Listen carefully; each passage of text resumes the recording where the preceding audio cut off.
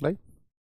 जय हिंद दोस्तों, मैं नवीन शर्मा आप सभी का स्वागत करता हूं। आशा करता हूं आप सब एकदम अच्छे हैं, एकदम बेहतरीन हैं। एक बार सारे प्यारे दोस्त बताएंगे आप सब कैसे हैं। उम्मीद करेंगे बहुत अच्छे होंगे, शानदार होंगे, जबरदस्त होंगे। आकांक्षा कुमारी, रामकिशन साहू, आरती गुप्ता, लाल सिंह, निषाद, रंजन चौधरी, सौरभ, कमल, देवेंद्र, निकिता, उड़ीसा, नफीस, निधि, लवली, संजू, शिवा, सारे प्यारे साथियों का बहुत स्वागत है। तो एक बार बताएंगे थम्स अप करके भैया कैसे आपके फेस्टिवल्स रहे। एक छुट्टी मिल गई होगी आप सब लोगों को, बीच में फिर से रिवाइव हुए होंगे, नई ताकत से फिर से खड़े होंगे और तैयारी करेंगे।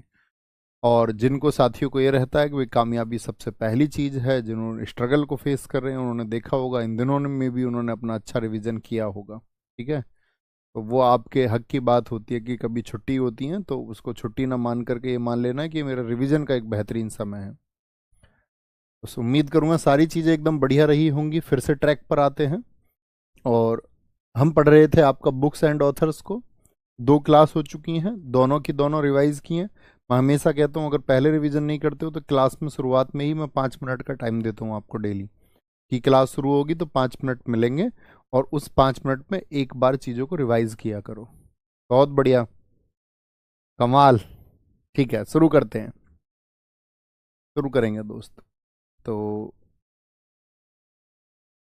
कहाँ तक हमने पढ़ ली थी? हाँ, ये बता दी थी मैंने, the 3 mistakes in my life, a train to Pakistan, Khushwant Rajan की है, भारत पाकिस्तान के विभाजन पर है। यहां से हमको शुरू करनी थी, है ना। प्रसिद्ध उपन्यास द गाइड, इसको लिखा है आर के नारायण ने, और ये आर के नारायण की अदर बुक्स हैं। अदर बुक्स यानी कि उनकी अन्य किताबें हैं। द गाइड को लिखा है आर के नारायण, और आर के नारायण की अन्य किताबें कौन कौन सी हैं? Swami and friends, Malgudi days, my days, the dark room, the English teacher and waiting for the Mahatma. Waiting for the Mahatma बहुत पूछी जाती है दोस्त। अच्छा, मैं आपसे पूछूं, एक पुस्तक और है इसी तरह की, वेटिंग फॉर ए वीजा, वो किसकी बुक है? Waiting for A visa. Malgudi days साथी मार्क करना बहुत इंपॉर्टेंट है। और द गाइड, इसके ऊपर तो देवानंद जी की एक मूवी है द गाइड, कभी देखना आपको टाइम मिले तो। देवानंद एक पुराने एक्टर थे, इसी उपन्यास पर मूवी बनी है द गाइड। पैक्स इंडिका और an era of darkness, era का मतलब होता है युग, टाइम। ये किसने लिखा है? शशि थरूर ने। कभी कंफ्यूज नहीं होंगे, an area of darkness, area of darkness, ये भारत के एक इकोनॉमिस्ट थे, अर्थशास्त्री थे, वीएस नायपाल। कितने लोग जानते हैं वीएस नायपाल जी को नोबेल पुरस्कार भी मिला है इकोनॉमिक्स के लिए? बहुत बढ़िया, बहुत सारे साथियों ने आंसर दिया। भैया waiting for A visa Baba Saheb Bhimrao Ambedkar ji की पुस्तक है, बहुत शानदार, वेरी गुड। ठीक है, PACS indica, an era of darkness. Golden girl, the autobiography of PT Usha, ये किसने लिखी है? पीटी ऊषा। पीटी ऊषा जानते हो ना, ये भारत की एक एथलीट थी। प्रवल्य कांति टेक परमेल ऊषा, पीटी ऊषा 1984 के ओलंपिक में गई थी, लेकिन चौथे स्थान पर रह गई थी, दशमलव के 100वें हिस्से से चूक गई थी। तो आज इनको ओलंपिक मेडलिस्ट में हम नहीं पढ़ते हैं, क्योंकि 4th प्लेस पर रह गई थी। Citizen and society, Hamid Ansari Bharat के साथी वाइस प्रेसिडेंट यानी कि उपराष्ट्रपति रहे हैं, उपराष्ट्रपति रहे हैं। यहाँ पे एन एरा ऑफ डार्कनेस को बहुत इंपॉर्टेंट मार्क करना। और भी बुक्स आएंगे अभी शशि थरूर की। शशि थरूर बहुत शानदार राइटर है। इनकी अभी हाल ही में पिछले 2 सालों से एक बहुत चर्चित किताब है, why I am a Hindu, मैं हिंदू क्यों हूँ। मतलब आप अपने हिंदू होने पर गर्व करें तो क्यों करें, क्या कारण है उसके, तो उसको लिए उन्होंने उस पुस्तक को लिखा है, और बहुत शानदार लेखक हैं शशि थरूर, कांग्रेस लीडर भी हैं वो एक। The accidental prime minister, accidental prime minister किससे संबंधित है? तो ये मनमोहन सिंह जी के जीवन पर है। भारत के प्रधानमंत्री थे डॉक्टर मनमोहन सिंह, जानते हैं? मनमोहन सिंह जी, मनमोहन सिंह। तो उस समय की स्थितियां कैसी थीं, कैसे ये मतलब एक पपेट थे कांग्रेस में सोनिया गांधी जी के, या बात करें कि उनके इशारों पर काम करते थे, तो उसको संजय बारू जी ने लिखा है। My country my life, Lal Krishna Advani ji की, ये बीजेपी के फाउंडर मेंबर रहे हैं, बहुत इंपॉर्टेंट बुक है माई कंट्री माई लाइफ। इस तरह माई माई से बहुत सारी किताबें हैं। अच्छा, मैं आपसे पूछूंगा माई कंट्री माई मिशन ये किसकी है? तो माई कंट्री माई मिशन वो स्वामी बाबा रामदेव की पुस्तक है। The idea of justice Amartya Sen Bharat के इकोनॉमिस्ट हैं, अर्थशास्त्री हैं, सबसे पहले नोबेल मिला था इनको। इसको हम पढ़ेंगे नोबेल को, अभी ऐसे चिंता नहीं करनी कि भैया आप नोबेल बता रहे हैं, वो तो हमने भी पढ़ा ही नहीं है। इनको 1998 में नोबेल मिला था, ये हम जो अवार्ड्स पढ़ेंगे तब। आई एम नो मसीहा मीना के अय्यर और सोनू सूद, आप जानते हैं सोनू सूद एक फिलांथ्रोपिस्ट हैं, परोपकारी व्यक्ति हैं, और कोरोना में कैसे इन्होंने हीरो बन के काम किया था लोगों की मदद के लिए, याद है? आप कहेंगे जी भैया। तो उस टाइम पे इनकी बड़ी पॉपुलैरिटी हुई देश में, लोगों ने बहुत प्यार दिया, तो इन्होंने कहा कि ये मेरी ड्यूटी है, और तब इन्होंने एक बुक पब्लिश करवाई, आई एम नो मसीहा। लेखक ये स्टोरी इनके द्वारा, मैं कोई मसीहा नहीं हूँ, ये मेरा काम था। बहुत सारे लोग ऐसे होते हैं, आप देखेंगे कि वो योगदान भी देते हैं और उस योगदान को दिखाना भी नहीं चाहते कि मेरा योगदान कितना बड़ा है। ये महान लोगों की पहचान होती है। अमेजिंग अयोध्या ये नीना राय की बुक है। Courts of India Ranjan Gogoi Bharat के साथ ही आपका चीफ जस्टिस रहे हैं। हिमालयन ब्लंडर जेपी दलवी की इंडियन पॉलिटी की बुक है। JP Dalvi Himalayan blunder. Doctor APJ Abdul Kalam ji, इनकी किताबें बहुत पूछी जाती हैं, देखेंगे। सबसे इंपॉर्टेंट है, जैसे एमटीएस एग्जाम में पूछा गया था, अबुल पाकिर जलालुद्दीन अब्दुल कलाम जी की ऑटोबायोग्राफी कौन सी? ऑटोबायोग्राफी समझते हैं ना? ऑटोबायोग्राफी मैंने कहा था कि वह है जिसको व्यक्ति खुद लिखे। तो विंग्स ऑफ फायर यानी कि अग्नि के पंख, विंग्स बोलते हैं पंख को, और फायर आग को, अग्नि के पंख। तो ये मतलब उन्होंने अपने जीवन के किस्से लिखे हैं कि मैं एयरफोर्स ज्वाइन करना चाहता था। वो कहते हैं कि मैं वहाँ पे, वो रामेश्वरम के पास में उनका घर था ना दक्षिण में, वो कहते हैं कि मैं अक्सर फाइटर प्लेन्स को उड़ते हुए देखता था, और फाइटर प्लेन्स को उड़ते हुए देखकर मैं अपने सपने सोचता था कि एक दिन मैं भी फाइटर पायलट बनूंगा। और एयरफोर्स ज्वाइन करने की उनकी इच्छा थी, लेकिन हुआ क्या था, वो एनडीए पास नहीं कर पाए, एसएसबी से आउट हो गए वो।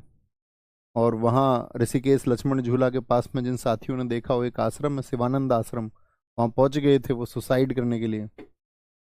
तब वो स्वामी वहाँ पे जो शिवानंद थे, उन्होंने उनको समझाया था, पैसे वगैरह दे के घर भी भेजा।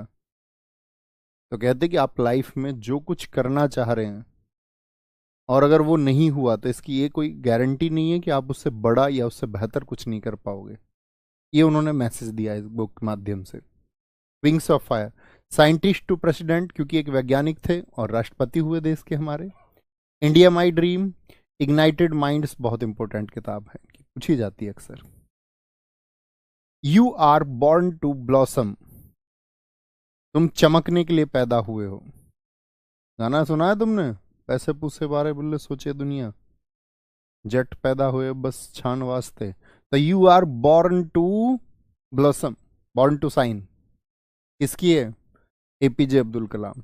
फेलियर इज ए टीचर, मतलब जो असफलता है वह भी सिखाती है, लेकिन इसके लिए जरूरी है कि सीखने वाला होना चाहिए। और असफल व्यक्तियों के पास ज्यादा सीख होती है, जो लगातार सफल होते चले जाते हैं उनके पास उतनी सीख नहीं होती। टर्निंग पॉइंट्स, इंडोमिटेबल स्पिरिट, जिसको मिटाया ना जा सके ऐसा जोश, इंडिया 2020 बहुत इंपॉर्टेंट बुक है, India 2020। Learning how to fly, कैसे उड़ना है। इंस्पायरिंग थॉट्स, टारगेट 3 बिलियन, और ड्रीम्स ऑफ, क्या बोलेंगे, मेरे सपनों का भारत, इंडिया माई ड्रीम हो गई ना, ये तो इंडिया माई ड्रीम हो गई। तो हिंदी में कभी किसी का नाम मिलेगा तो आप समझ जाएंगे, है ना।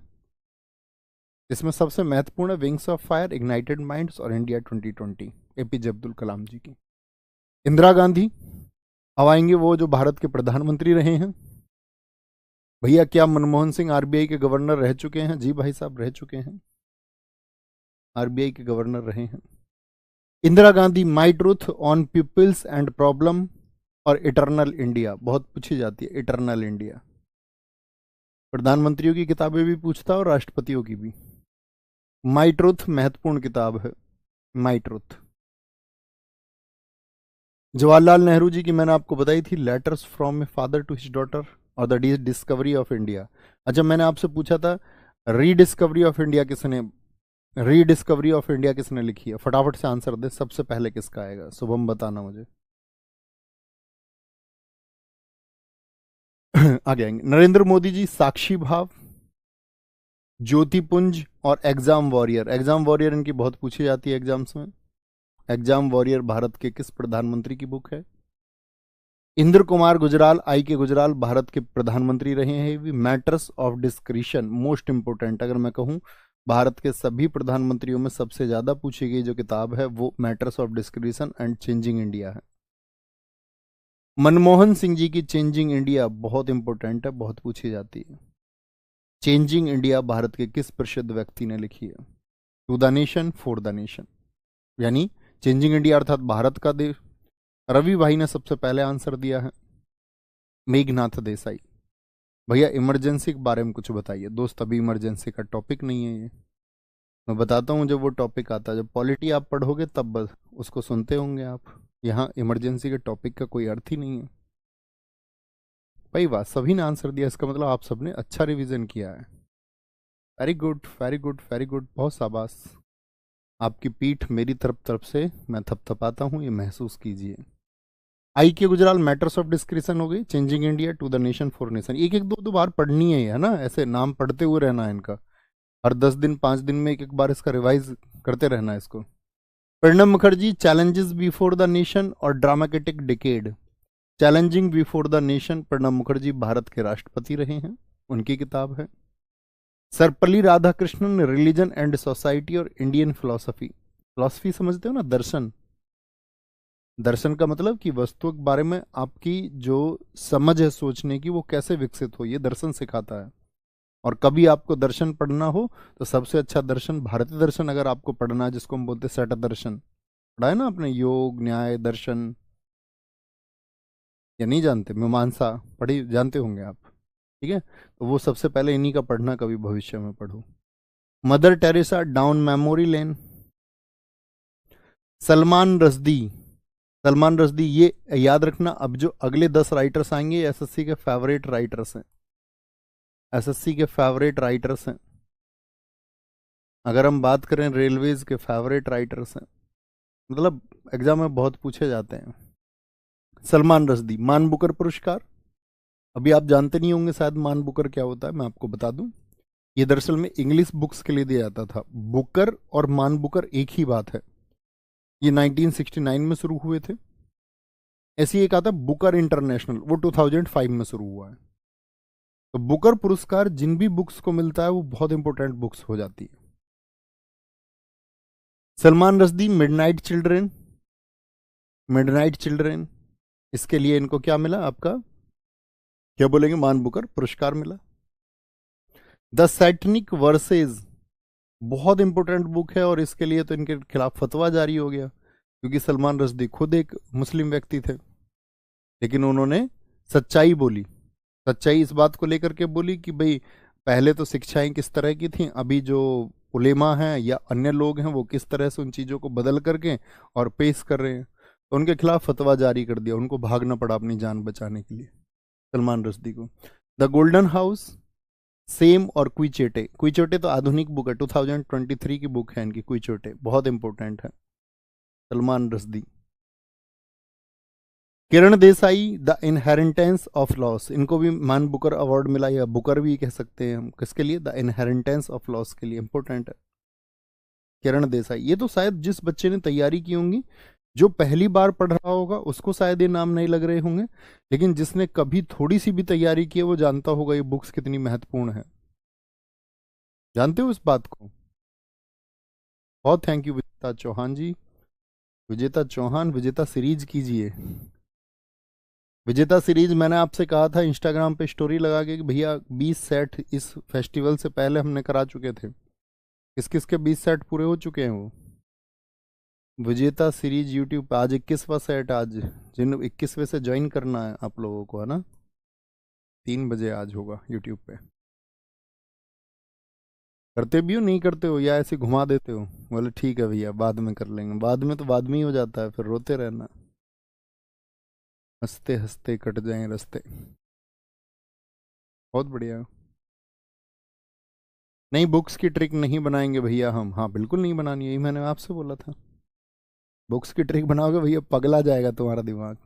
अरविंद अडिगा, इनको भी बुकर प्राइज मिला है, किस बुक के लिए? 2008 में, द वाइट टाइगर के लिए। द वाइट टाइगर के लिए, बहुत इंपॉर्टेंट बुक है, अक्सर पूछी जाती है।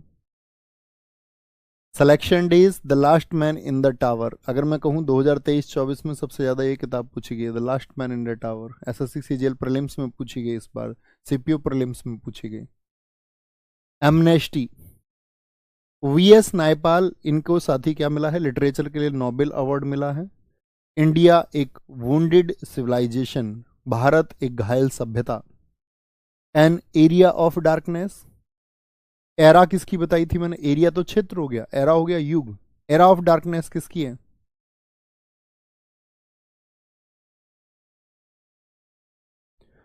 एरा ऑफ डार्कनेस, हाँ जी, बहुत बढ़िया। सर मैं आज 21वें से करूंगा, और पहले के 20 कौन करेगा? ठीक है, 21वें से कर लो, 21वें से 30, 30 नहीं 28 ही होंगे वो तो, 8 ये कर लो और फिर पीछे से करते रहना उनको। बहुत एडवांस लेवल की क्लासेस हैं वो, आप उनको देख के महसूस करोगे। ठीक है, क्योंकि बेसिक्स तो हम सब पढ़ ही लेते हैं क्लासेस के माध्यम से, बाकी जगह से। Very good, very good.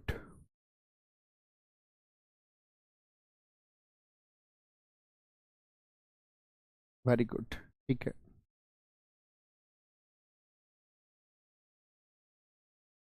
बहुत ज्यादा। An area of darkness, India a million mutinies now, मतलब भारत में अब विद्रोही लोग मौजूद हैं, पहले तो सीधे साधे लोग थे, विद्रोह नहीं करते थे। विक्रम सेठ पूछे जाते हैं, इनको पद्मश्री अवार्ड मिला है। साहित्य और शिक्षा 2007 के लिए कॉमनवेल्थ अवार्ड भी मिला, कॉमनवेल्थ लेखक साथ ही कॉमनवेल्थ राइटर अवार्ड मिलता है 1994 का। इनके ईयर याद करने की बिल्कुल जरूरत नहीं है, बस आपकी इंफॉर्मेशन के लिए लिखे गए हैं। बुक्स पे फोकस करना, द गोल्डन गेट बहुत पूछी जाती है। ए सूटेबल बॉय भी नहीं किया, ए सूटेबल गर्ल भी ही नहीं की।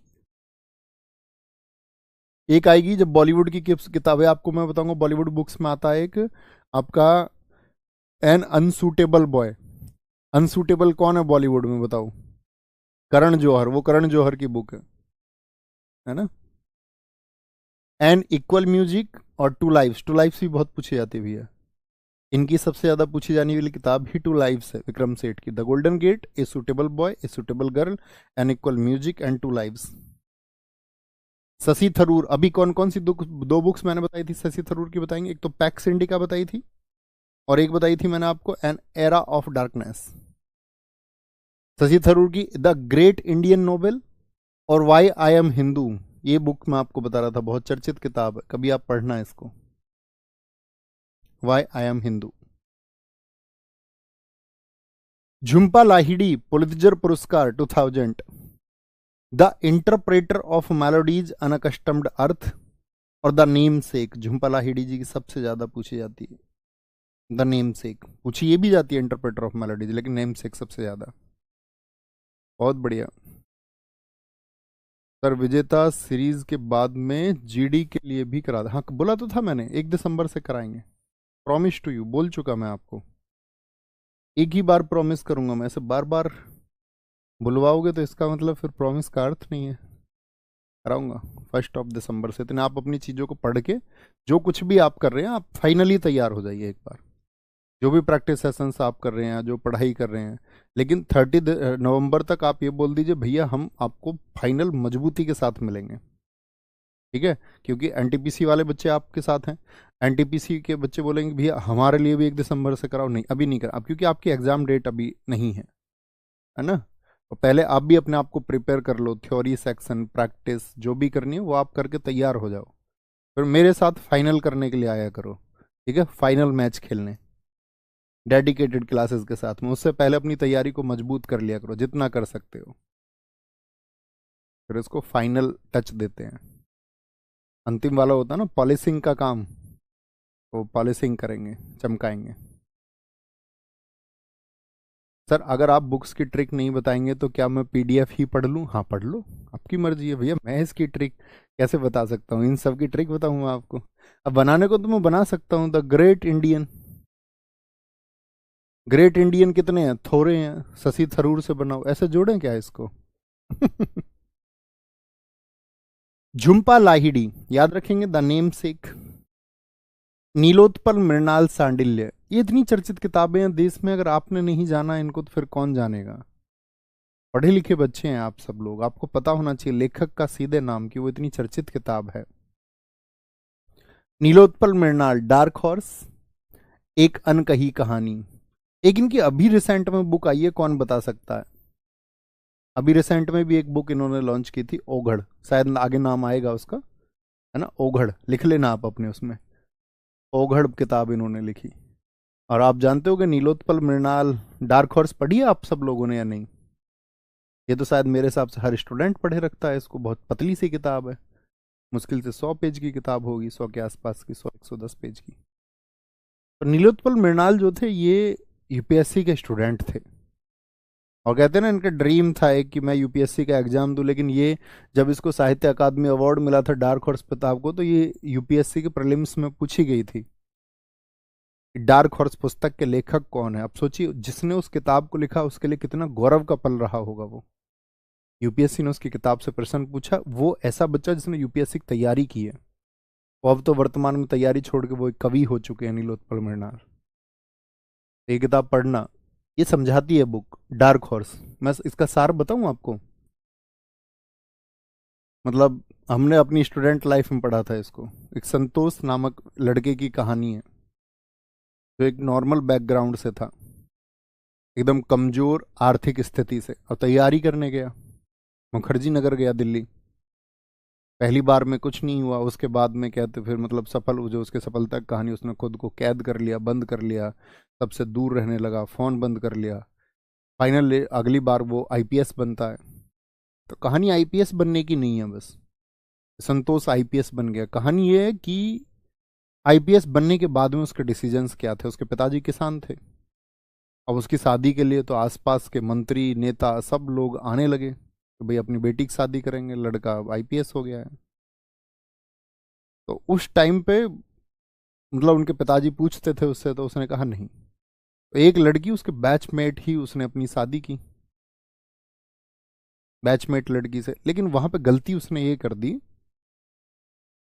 मतलब समझना आप, वहां पे गलती उसने ये कर दी कि चुनने में अपनी पसंद की शादी करना अच्छी बात है, लेकिन वहां चुनने ने उसने गलती ये कर दी कि वो एक आईएएस फैमिली से थी लड़की, उसकी 3-4 पीढ़ियों से सब आईएएस थे।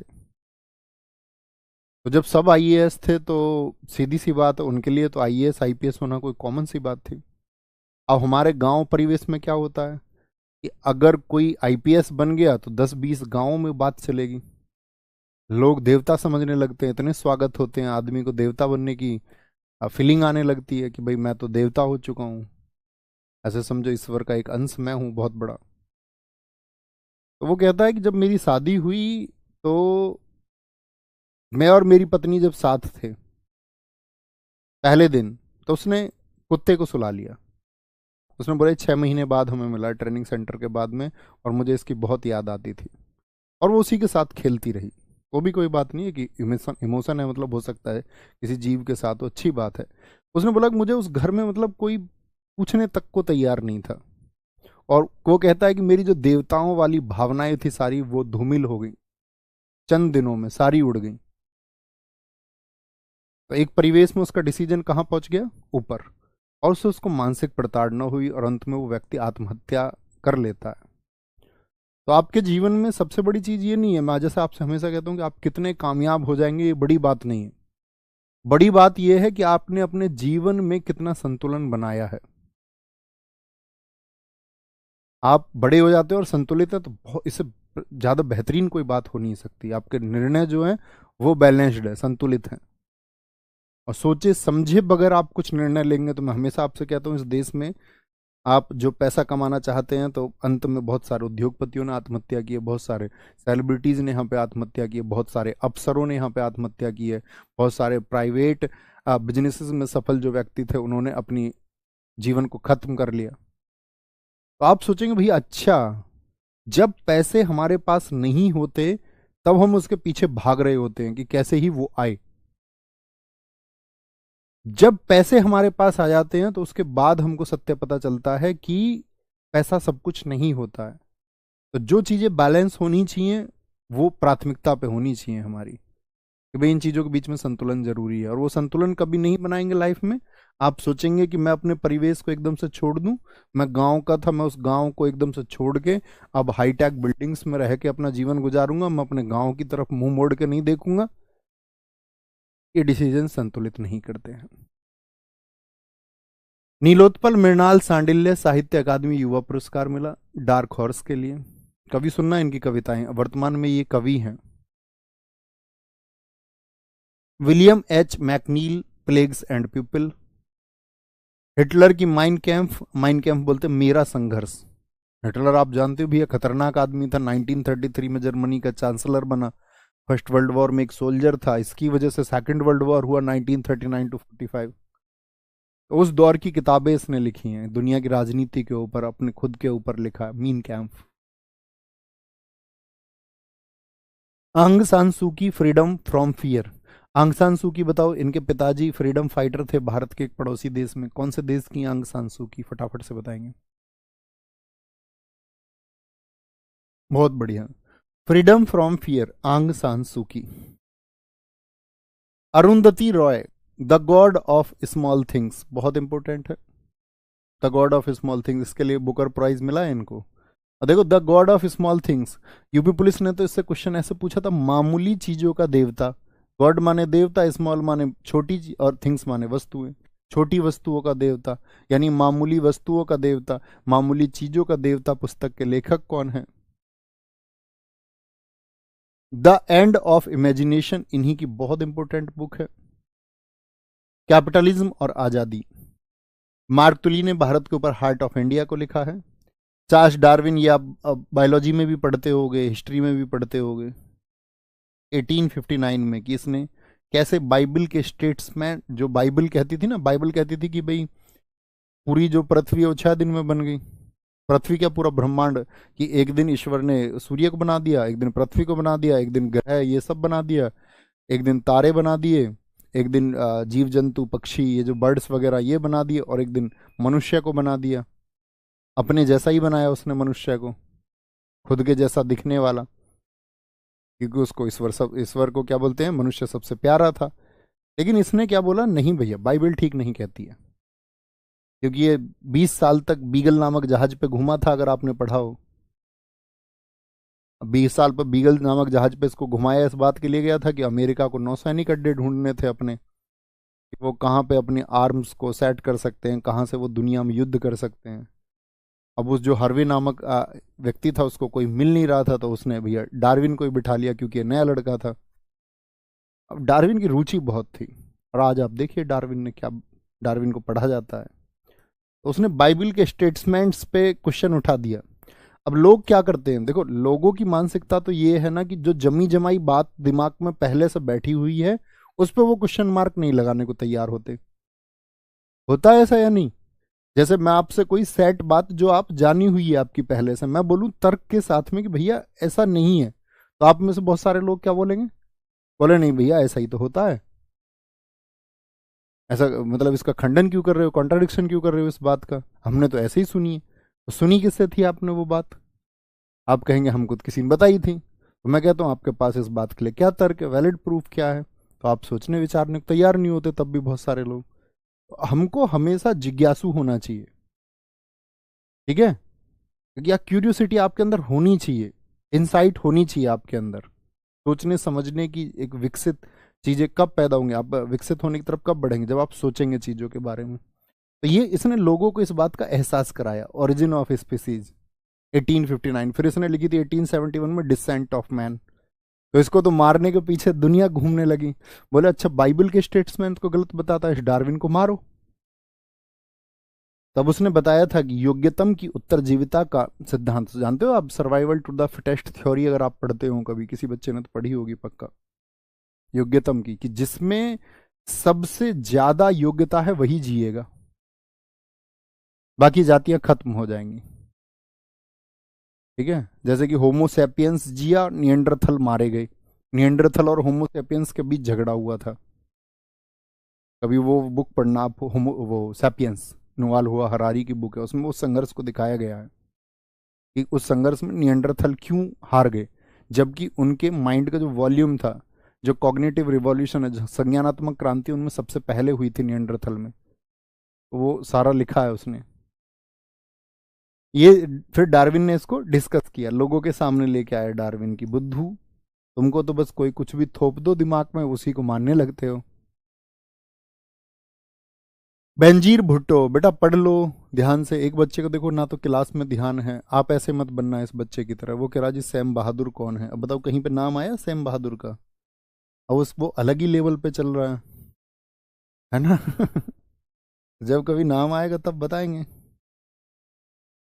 और खतरनाक बात हो जाएगी। मानेक शाह बड़े शानदार थे भैया देश में, और इंदिरा गांधी जी से भी नहीं डरते थे, ऐसे समझिए आप। इंदिरा गांधी जी को जब 1971 का वॉर था तो इंदिरा गांधी जी ने उनको लेटर लिखा था। उन्होंने पता क्या लिखा था इंदिरा गांधी जी? उन्होंने लिखा था I am always ready sweetie. देश की प्रधानमंत्री को सोचो, सेना में एक आदमी ये कह रहा है कि I am always ready sweetie. बड़ा चर्चित किस्सा है देश का।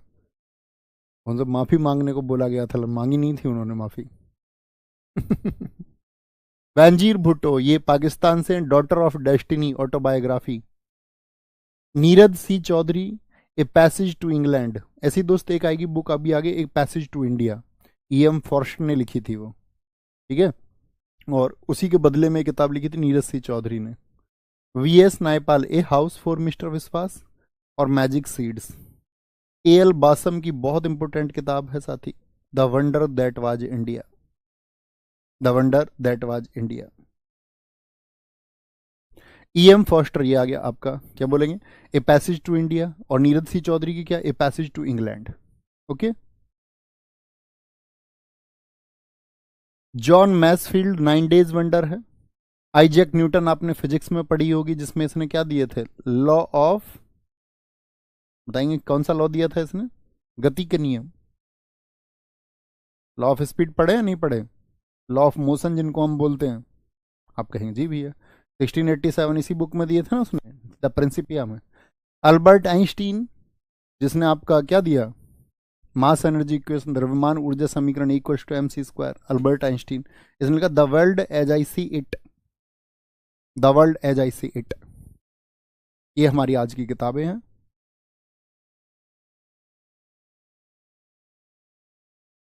बहुत बढ़िया कोमल पटेल जी, बहुत शानदार।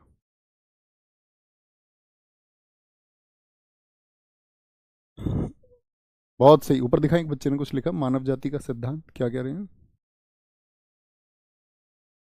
हाँ एकदम ठीक है राजेश भाई, एकदम ठीक है। सर क्या जिंदगी का अर्थ सिर्फ कामयाब होना ही है, और अगर नहीं हुए तो?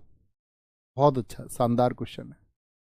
अगर आप ऐसा प्रश्न कर पा रहे हो तो मैं ये समझता हूँ कि आप बौद्धिक वर्ग के कम से कम एक न्यूनतम स्तर पे तो हो ही, उच्चतम पे हो या नहीं हो ये मैं नहीं जानता, शायद आप हो। कमाल। देखो दोस्त, मतलब अपने सर्वाइवल के लिए आपको कुछ ना कुछ करना है। हम सब की जो शुरुआत रही है, शायद आप में से बहुत सारे बच्चे ऐसे हों जिनके पिताजी सरकारी नौकरी में हो, या बिजनेस हो जिनके कुछ, या बड़ी ज़मीनें हों जिनके पास में, हो सकता है। लेकिन ज़्यादातर जब बच्चा तैयारी करता है, कुछ विशेष वर्ग को छोड़ दें, जैसे बहुत सारे मैं देखता हूँ, मतलब अक्सर, सत्य कहने की बीमारी है ये समझ लो। मैं अक्सर देखता हूँ कि वो टीचर्स ना बच्चों से ऐसे बोलते रहते हैं कि यार हमने गरीबी देखी है, हमने संघर्ष देखा है। और मैं देखता हूँ उनमें से ज़्यादातर के पिताजी की गवर्नमेंट जॉब है। मतलब मैं तो जानता ही हूँ ज़्यादातर लोगों को, ज़्यादातर लोग मतलब सेट लोग थे अपनी लाइफ में, मतलब उन लोगों की जॉब भी नहीं लगती तो उनके जीवन यापन में शायद कोई दिक्कत नहीं आती, लेकिन फिर भी लोग बोलते हैं। तो यहाँ पे एक बात आती है, अब संघर्ष कौन समझता है? ऐसा तो है नहीं कि भाई जो प्रधानमंत्री के घर में पैदा हुआ है वो संघर्ष नहीं समझ सकता। मतलब अगर वो समझना चाहता है तो समझ सकता है,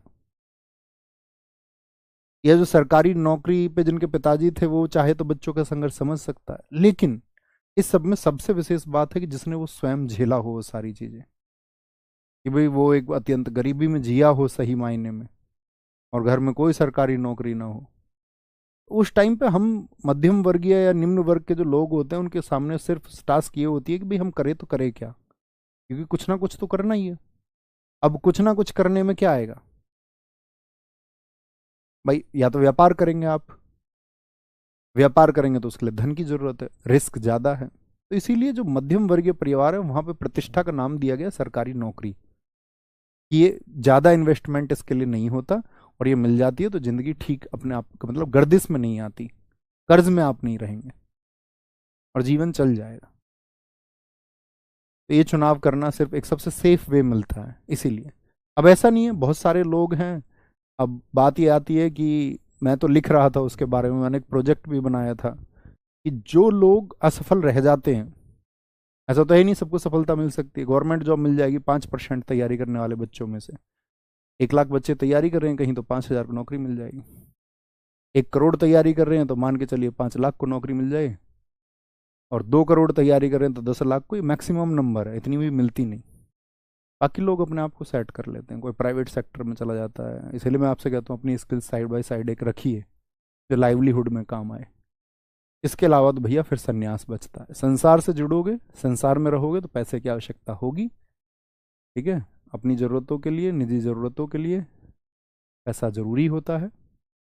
और बाकी गृहस्थ में नहीं रहना चाहते, संसार में नहीं रहना चाहते, तो जो लोग हैं जो संसार से विरक्त होकर रहते हैं, गृहस्थ से अलग होकर रहते हैं, तो शायद उन्हें ही धन की ज़रूरत नहीं होती, फिर वो चाहे अपना जैसे गुजारा करे। बाकी आप संसारिक जीवन जियोगे तो पैसे की ज़रूरत पड़ेगी, है ना। तो इसीलिए ये है कि सफल होना ज़रूरी होता है, लेकिन वो आपके भाग्य में आएगा या नहीं आएगा वो ना तो मैं जानता हूँ, या आप नहीं जानते हैं, या शायद आप ही जानते होंगे, ठीक है। वो तो क्या होगा वो तो वक्त के साथ पता चलता है। बाकी मेहनत करते रहिए, आगे ख्याल रखिए। जय हिंद, जय भारत। मिलते हैं कल, लेकिन भाई साहब रिवीजन करके मिला करो। मिलेंगे विजेता सीरीज 21वें सेट में आज RWSSC चैनल पर। थैंक यू, नमस्ते।